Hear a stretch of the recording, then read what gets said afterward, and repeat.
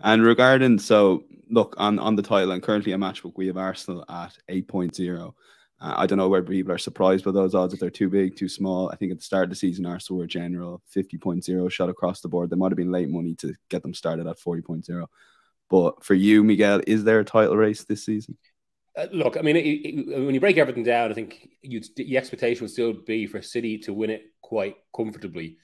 But, I mean, I thought yesterday was quite a significant day, not just for City's defeat, but also because, I mean, around the exact same time that match started at Anfield, there was the game on at Leeds. Leeds could have had a penalty. It went to VAR.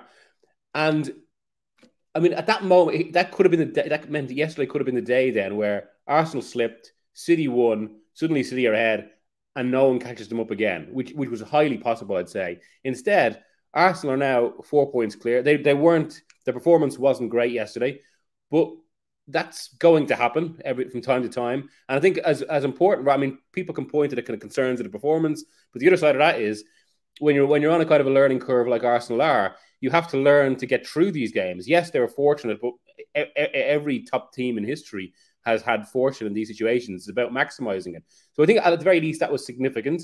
It propels the possibility of a title race that bit further. And I think crucially, that bit closest to the World Cup, because this is the great unknown in this. The World Cup and the amount of players City have in it, even maybe the length of break that Haaland has off, it could just change things. This is a massive unknown.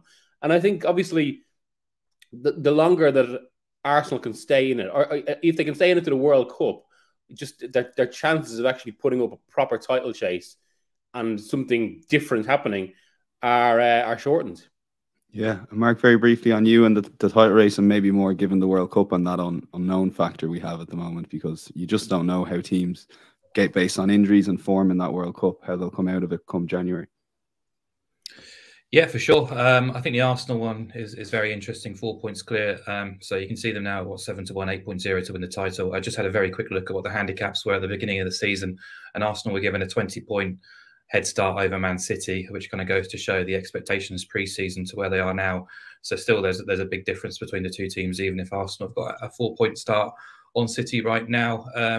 I looked at the expected points rankings, which is pretty much bang in line with what the expected points outcomes based on the odds. Basically, you can generate an expected scoreline and expected points return just by looking at pre-match odds, really.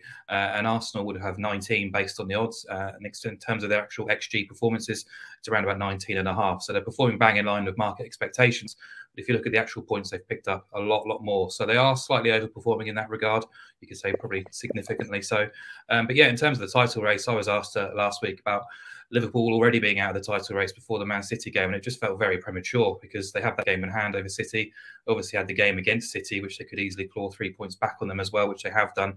And as for all the reasons Miguel talked about it, it's a year and season we're not accustomed to. We don't know how these kind of variables will impact the campaign. Liverpool have had a ton of injuries themselves. A few players were making their way back. A few players have now picked up more injuries. Man City have been quite fortunate in that regard. I know they've had a couple defensively with Stones and Walker, but in terms of the key men going forward, they've been largely untouched. And look, Haaland has had a history in the last couple of seasons of picking up some relatively long-term injuries. You know, he's been out for a couple of months at times for Dortmund, and we just don't know. He could easily come back and pick up something on the first game back in January, and suddenly he's out of action for 3 months, and we're looking at a very different Man City team from what we've seen so far. So, yeah, never rule anything out in football. I think Liverpool were 14 points shy of City at the turn of the year last season and brought that back into a thrilling title race. So, never rule out anything. Yeah, incidentally, Haaland has praised the City physios, and I think he's brought them on international duty with Norway. So it'll be interesting how that plays out throughout the season. All right, good stuff, lads. We're going to